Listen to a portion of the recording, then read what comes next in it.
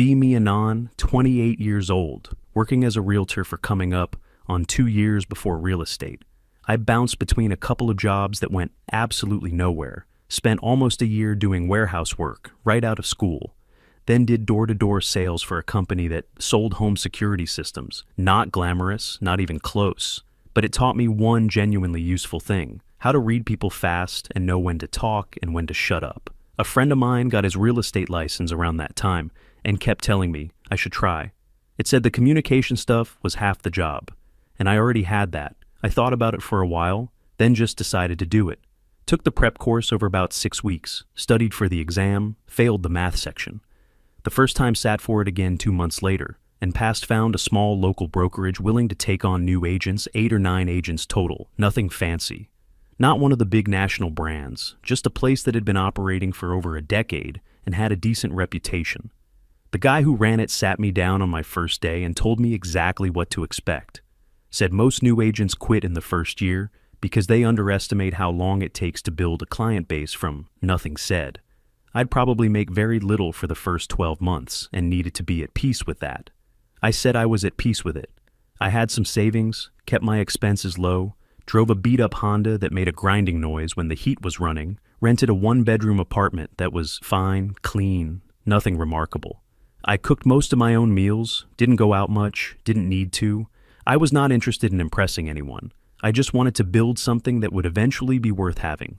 Spent most of that first year doing support work for the senior agents at the office, sitting open houses on weekends, pulling property comparisons for listings, helping with paperwork, did a lot of cold outreach, which is as soul-crushing as everyone says it is. People hang up, don't answer, ask you to stop calling, occasionally yell. I kept doing it anyway. Not because I loved it, but because I understood the logic you put in the calls. Eventually, something sticks got my first solo client near the end of that first year, through a referral from my cousin. A young couple looking for their first home, modest budget, very clear about what they wanted. Showed them maybe 12 houses before we found one that clicked for them. The commission was small, but it felt real, like I'd actually accomplished something that mattered to a real family. That was the signal that told me I was in the right place. The relationship started around the middle of year 1. Met her through mutual friends at a house party. One of those events where the space is full and you end up just talking to whoever is standing near you.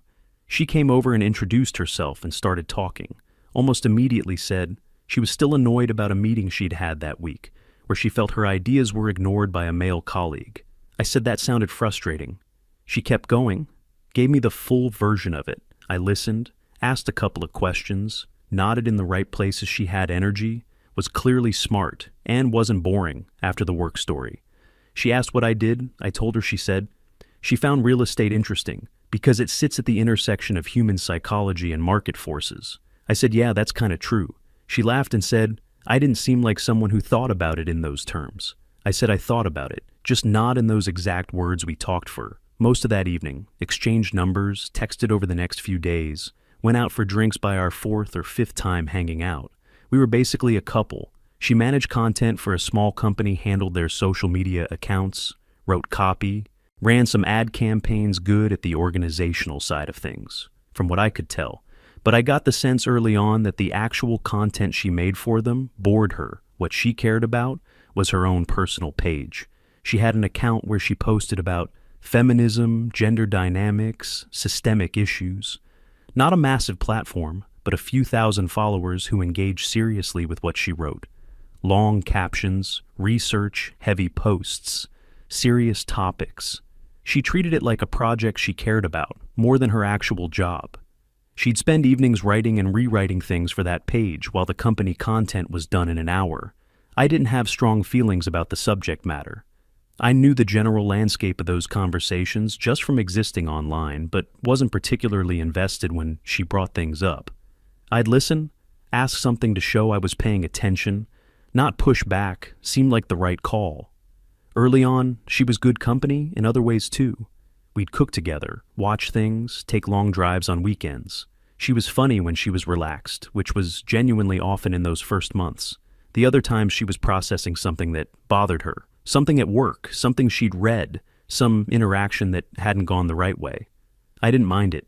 I've never needed constant calm around me. We seemed to fit well enough in those early months, went to a couple of concerts, drove somewhere for a weekend once, had people over for dinner a few times, normal things that feel significant when you're in them. I thought we were building something that could go somewhere. She had a few recurring themes that showed up both in her posts and eventually in our conversations. One was about ambition and how it gets treated differently based on gender. Another was about how men respond when women outperform them in any visible way. She'd started a series at some point about what she called fragile male ego syndrome. The core argument was that men who feel threatened by a successful woman will find ways to undercut her, consciously or not. She was passionate about it in the way people are when they genuinely believe what they're saying. I read several of those posts. They were well written, I'll give her that. She had a clear voice. The framing was always very clean, though the man in the stories was always the problem, always the one with the deficiency, always the one who needed to check himself. I never said that to her didn't seem like the right hill to die on. She had her perspective, I had mine, and we weren't dating each other's politics, so I kept quiet and let it go, and then kept letting it go, which established a kind of pattern where my silence read as agreement. I didn't realize that would matter as much as it did later on the second year of real estate, is when the grind actually starts producing something. The first year is just foundation work, whether you realize it or not. I'd made the calls, done the open houses, followed up obsessively when I had a warm lead, built a small reputation with the handful of clients I'd worked with referrals, started coming in with more regularity, not constantly, but enough that I wasn't starting from scratch every single month. There was one family in particular I'd been working with for a long time. By then they came through a referral from the couple I'd helped. At the end of my first year, husband and wife, 2 kids, very specific requirements, particular school district, particular feel to the neighborhood, particular style of house, the kind of clients that test your patience because the right property is genuinely hard to find. I showed them 16 or 17 places over several months. Some of the other agents in the office mentioned I was probably spending too much time on a picky buyer. I didn't really agree with that. Logic being specific about what you want doesn't mean you're difficult. It means I have to be specific about what I show you. So I got more precise about the listings I brought. Them stopped showing anything that didn't hit most of their actual requirements. Took longer to find options that way, but the options were actually worth seeing. One morning, I came across a listing that felt right in a way that's hard to explain, just matched the picture, in a way the other ones hadn't sent it to them, with a short note saying, this might be the one. We went to look at it the next day, walked through the rooms. The husband checked the basement, the wife stood in the kitchen for a minute, then she started crying quietly. Not dramatically, just tearing up while looking at the layout. Her husband put his arm around her. I stepped back and let them have that moment when a buyer cries in the kitchen. You don't interrupt, you just wait. We put in an offer that afternoon. There was a competing offer already on the table. The listing agent told me we needed to move fast and come in strong. I worked through the terms with my clients. We structured the offer in a way that made it more attractive beyond just the price number, shorter inspection window, flexible close date. A few other things that made it cleaner on the seller's side. It went back and forth over a couple of days. Our offer was accepted. The place sold for just under $480,000. My commission after splitting with the brokerage was more money than I'd made in any single month since I started Not Life-Changing. But real, the kind of number that confirms you made the right decision. Getting into this, came home that evening and told her about it over dinner, walked through the whole thing. The family, the months of searching, the competing offer, how we won it. She listened, said the right words. Congrats, that's great, you must be relieved. But something was slightly off in the delivery, like watching someone recite lines they had memorized without connecting to them. Then she started talking about the housing market, in general terms, said something about how home prices being where they are means a lot of families can't access certain neighborhoods, that the system creates and reinforces economic separation. I said I didn't disagree with that. As a general point, she said, it was just something worth being aware of when you work in an industry that benefits from it. I looked at her for a second, said, I helped a family find a home they loved after months of work. She said yes, and she wasn't criticizing me personally, just noting the structural context. I let it go. It was a good day, and I didn't want to spend it defending my profession to someone who hadn't asked to understand it, but that was the first time I noticed it. The way something good happening for me got redirected almost immediately towards something abstract and deflating. I filed it away and didn't make anything of it. Yet the next few weeks were steady, more showings, more follow-ups, a couple of smaller deals closing. She was working on a pitch to get a wellness brand to sponsor her page, asked me to look over the proposal. I read through it, suggested some language changes, helped tighten the pitch. She said the feedback was useful. Things felt okay during that stretch. Then I bought a different car, nothing extravagant, just practical. The Honda was at the point where my mechanic basically said any repair was throwing money away. Bought a used vehicle that was a few years newer, ran quietly, didn't shake when I hit highway speed. When she first saw it, she went quiet, said, "Oh, new car." I said, "Yeah, the old one was done." She nodded. Something moved through her face when she looked at it. I couldn't quite name it. But I noticed it that evening. She was a bit off shorter answers than usual, not really present in conversation. I asked if she was tired. She said a bit. I didn't push it. She did that sometimes. A few days later, things seemed fine again, and I forgot about it. Then about a week after that, a colleague called, while we were both home, called to congratulate me about a deal I'd been working on. She was in the room, could hear my half of the conversation. When I hung up, she asked who that was. I told her, someone from the office. She asked what it was about. I gave her the basics. She went quiet again. Same thing as before, but clearer this time. That evening she sat across from me and said she needed to say something. Said it was hard to put into words, but she'd try every time something went well with my work. She felt a kind of shrinking happen inside her. Said my success was making her feel diminished. She actually used that specific word, diminished. I asked her to explain what she meant by that. She said she worked hard too and wasn't seeing the same kind of results. Said being around someone who kept moving forward made her feel like she was standing still.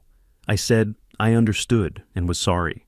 She felt that way, asked if there was something concrete she wanted from me, something specific I could do differently. She said she didn't know, she just needed me to understand. I said I did understand, told her. I thought she was talented and the results would come if she kept at it. She softened a little, said that was nice to hear.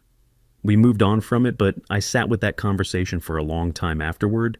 There was something in the logic of it that I couldn't quite accept, the idea that my doing well was something that happened to her, that my success had an effect on her feelings, that I was responsible for managing. I didn't say that out loud, just turned it over quietly and kept working. After that conversation, I pulled back on talking about work stuff at home, not completely but noticeably. If something went well, I'd keep it brief or skip it entirely, redirected conversations toward her projects, her ideas, what was going on in her world. She was still working on the brand pitch and it was moving slowly. Brands were responding but not converting.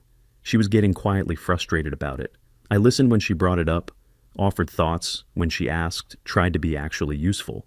She started posting more frequently on her personal page during that stretch, a lot of content about what she called the invisible dynamics of ambition in relationships. One series was specifically about how people in relationships with high achievers experience a kind of ambient pressure that never gets acknowledged. Another was about how ambition can become a form of passive self-absorption, about how driven people center their own trajectory in shared spaces without even realizing it.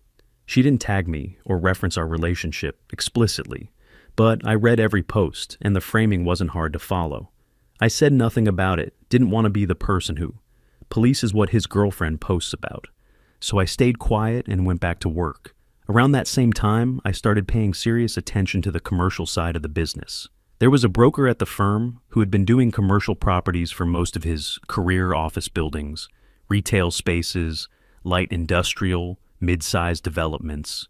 Completely different from residential real estate in almost every way the timelines stretch out.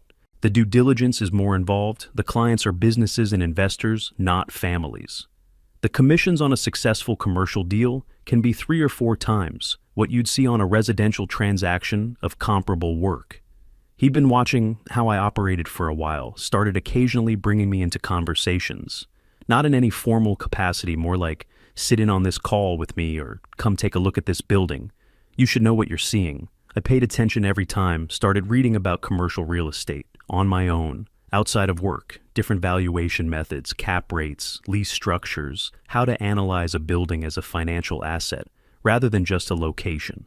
This went on for several months. She knew I was busy, I was always busy, but I don't think she had a clear sense of what was actually developing in the background. I wasn't hiding it exactly. I had just stopped narrating my work life at home, because those conversations tended to go somewhere uncomfortable. Her content work hit a wall around the same time. The brand pitches weren't converting. Follower growth on her personal page had essentially stopped. She was posting at the same rate, but reaching fewer new people. I could see the frustration in how she talked about it. Not always directly, just in the undertone of things more irritable in general. Quicker to take something the wrong way. One evening she came home from a work meeting in a noticeably bad mood. Her company had brought in an outside consultant to assess their content strategy.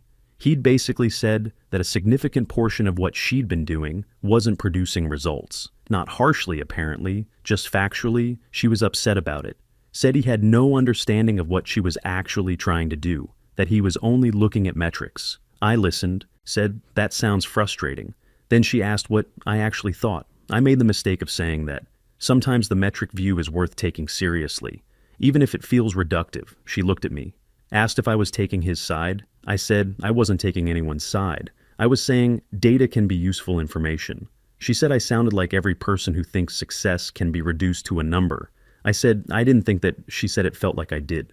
I stopped talking. We ate the rest of dinner without much being said. She apologized later, said she was just stressed about work. I said it was fine. It wasn't exactly fine, but there was no productive version of that conversation. Left the commercial deal came through after a process that took longer than I expected. The broker had formally brought me in as co-agent on a mid-sized office building in a district that was getting redeveloped. The seller was motivated. The buyer was a development company that had been looking in that specific area for a while. The due diligence phase was involved. Environmental reports, lease reviews, title work, negotiations that went back and forth for weeks. I was in all of it. Learning as we moved, I sat in on calls. I barely understood at first and figured out what I was missing after asked questions when the broker wasn't on with clients. Took notes, put in the hours when it finally closed. My cut of the commission was more than I'd made in my entire first year.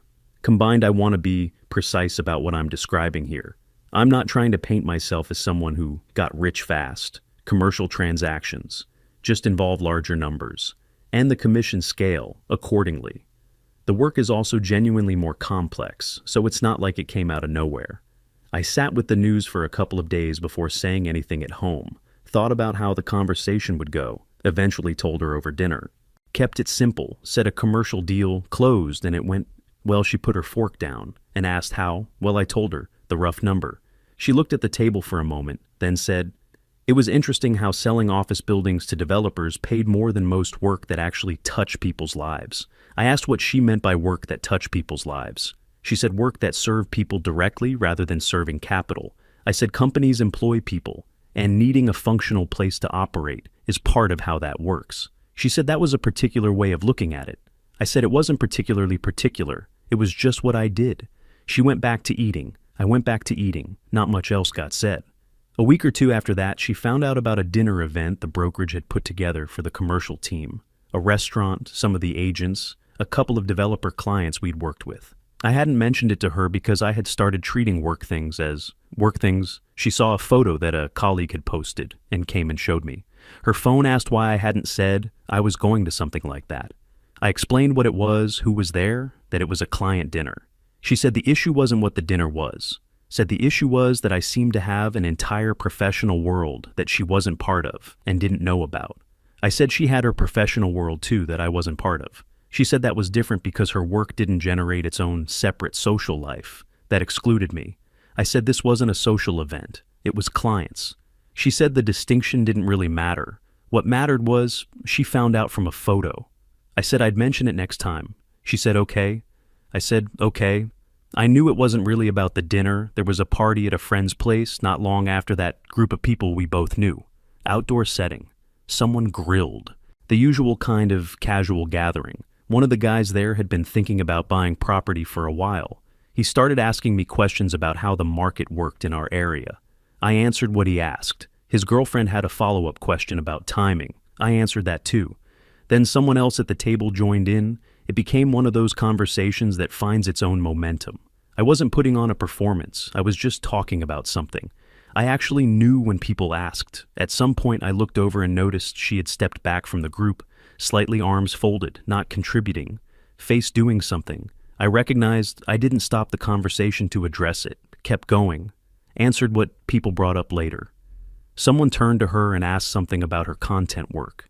She gave a short answer and redirected the conversation to something else. Not rudely, just clearly done with the evening. On the drive home, she said very little.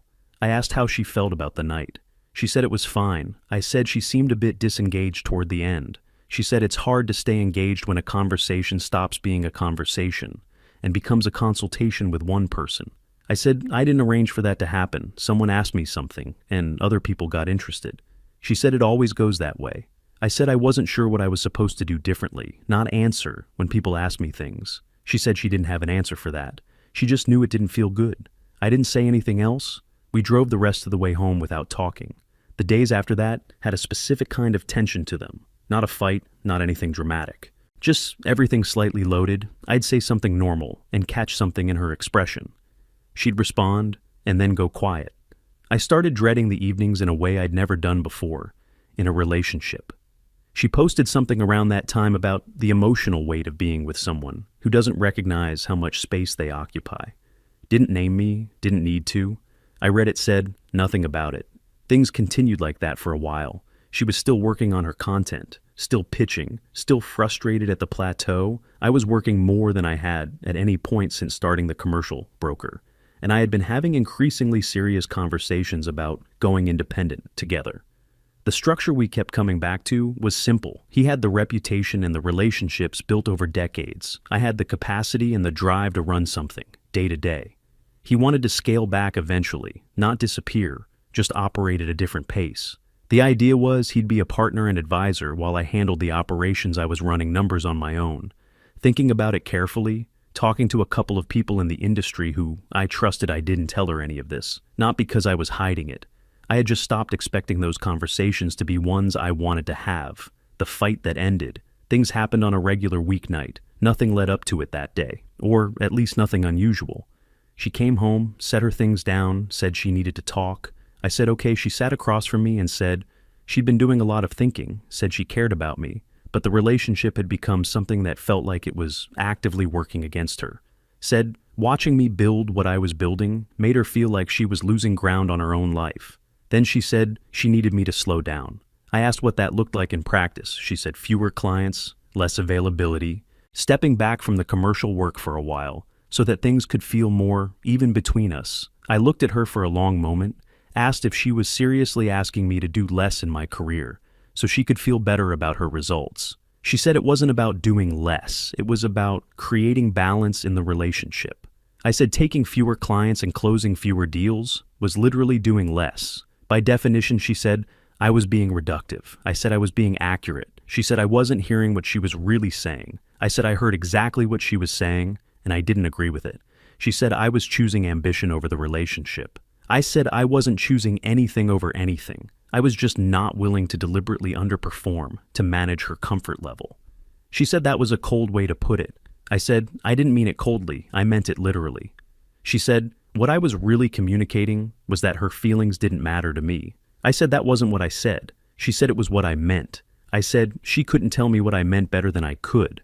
We went back and forth, like that neither of us was shouting. It wasn't that kind of argument, more like two people talking at a wall. At some point she started crying, quietly, not dramatically. Just the kind of crying that comes from something being settled in a way you didn't want it to settle. I sat there and didn't immediately move toward her. Eventually said, I cared about her and wasn't trying to hurt her, but I was also not going to stop working, not going to slow down on purpose, not going to reshape what I was building around her emotional comfort. She said she needed time to think. I said okay. She went to the bedroom. I stayed in the kitchen for a long time after that. Not doing much of anything. Things changed after that night, not all at once, not dramatically, just the shape of it shifted. She stopped bringing up the big stuff. I stopped volunteering anything. We'd have dinner and talk about whatever was on in the background or what her friends were up to, surface level stuff. The kind of conversation you have with someone you're waiting something out with. I kept working, didn't change anything about how I was operating, didn't slow down, didn't hide results, didn't apologize for what was developing in my career. She kept doing her thing, posting, pitching, working. A smaller brand eventually said yes to one of her sponsorship pitches. Not what she'd been hoping for, but real. I congratulated her. She said thanks. That was the extent of it. Whatever warmth had been, there was operating on a low setting about 2 or 3 weeks after the big fight. She started packing some things methodical about it, not emotional. Some clothes, her laptop, a few books. Her chargers and cables said she was going to stay at a friend's for a while, needed space to think, without being in the same environment. I asked if this was her ending, things she said she didn't know yet. I nodded, carried one of her bags to the door without being asked. She stood in the doorway for a moment, longer than the situation required. I could feel what she was waiting for, some version of me that would break open and say everything she needed to hear some kind of statement that would give her a reason to stay. That felt like a win for both of us. I said, I hoped she figured out what she needed. She looked at me for a second, then left. I closed the door and stood in the hallway by myself for a minute, then went back to my desk and finished some work that was open. I'm not going to pretend the next few weeks were easy. They weren't having the apartment to yourself after sharing it with someone. It's a specific kind of adjustment. You get used to another person being around, even when things between you aren't good. Their absence is its own presence for a while. I went through the usual version of thinking too much about how everything unfolded, replayed conversations, wondered about things I could have said differently. There was a version of me that wanted to find the place where I made the mistake, where I said the wrong thing or misread something important. I looked for it, honestly kept coming back to the same conclusion. She asked me to do less, so she could feel like more. I can find a gentler way to frame it. But that's what actually happened, and I couldn't agree to it. Not because I don't have feelings, or because I'm incapable of compromise, but because I had spent years building something real out of nothing. And I wasn't going to quietly dismantle that, so someone could feel more comfortable with their own plateau. Especially when that person was spending significant energy creating content about how men undermine women's success, while asking the man she was with to undermine his own. I noticed the irony. I kept it to myself. Work moved faster after that, genuinely, not as some kind of cope. I had more focus because I wasn't managing emotional weather every evening. The conversations with the commercial broker became concrete. We spent several weeks working through the actual specifics of what going independent would look like. Startup costs, risk assessment, which clients would come with us, timing. He was methodical about it, wanted to be sure we weren't moving too fast. I appreciated that about him. Eventually we agreed. The timing made sense. Filed the paperwork to form a small agency. Just the two of us and my assistant to start. Found office space that was small and functional.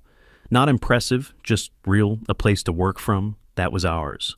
I remember the first morning we had keys to the place, 2 desks, a printer, bad overhead lighting, looked at it and thought, this is either the best or the dumbest thing I've ever done. Put together a basic website and started reaching out to existing contacts. The first several months of running the agency were genuinely difficult, in specific ways. New business has a particular kind of stress that's different from being an employee. Everything lands on you in a way that's hard to fully prepare for, even when you've thought about it. Cash flow is unpredictable. Deals take longer than projected. Expenses don't wait for a good month. There were weeks where I wasn't confident we'd break even, but the deals came, some through the broker's relationships, which were substantial. Some through mine, slowly. We built a pipeline that had some consistency to it. By around month 5 or 6, we had something that felt like a functioning operation. Not comfortable, but functioning. We added another assistant, started getting inquiries from people who found us without being referred. That last part was the signal I'd been waiting for. When people find you on their own, it means you've become something real rather than just a plan. I heard from her a couple of times during that stretch. Once she messaged, asking about a coat she thought she might have left at the apartment. I looked around, didn't find it, told her that was the whole conversation. A few months later, another message came. She said she'd been doing a lot of internal work since everything happened, that she'd grown from it and wanted to talk. If I was open to it, I read it, sat with it for a day. Thought about what talking would actually produce, couldn't land on anything. Wrote back something short. Said I was glad she was doing okay. She didn't respond after that. I put my phone down and went to look at a property that had just come to market. I'm writing this from a small office that has my name on the door. That's still a strange thing to look at. I'll be honest, I didn't expect to be here at this point when I started doing this. Real estate is not a fast track to anything. Most of it is sitting in empty houses on weekends, waiting for people who might not show a lot. Of it is calls that go nowhere and deals that collapse at the last minute over something stupid. It's paperwork and follow-up and managing expectations on every side of every transaction. None of it is glamorous, but it's mine in a way that matters. I built it from a beat-up Honda and a failed math exam, and 16 showings for a family who cried in a kitchen. I'm not going to tell you I have it figured out. Or that things always go, well, they don't. Some months are genuinely rough, and some clients make you want to find a different line of work. I had a deal fall apart 2 months ago at the closing table over something that should have been resolved weeks earlier. Sat in a parking lot for about 20 minutes after that. One then called the client, explained what happened, started working on the next option. That's the job. You don't get to take losses personally, even when they feel personal. I learned that in year 1, and I'm still learning it, but I kept going. That's the only thing I know how to say about it. The relationship stuff, I've processed enough to not be running it on a loop. What happened was pretty simple. Once you strip it down, I was with someone who wanted me to be less so she could feel like more, and I wasn't willing to do that. Maybe someone reading this thinks I should have tried harder or been more flexible. I tried a few different versions of flexibility. I stopped talking about work. I listened to the frustrations. I gave real feedback when asked. I sat through the posts that were clearly about us and didn't say anything. I genuinely tried to make it work inside the constraints she was drawing. I just couldn't make those constraints into something that made sense long term, at some point. Trying to make yourself smaller, so the person next to you can feel bigger, just becomes something you shouldn't be doing. You can dress it in relationship language, call it balance or compromise or making space.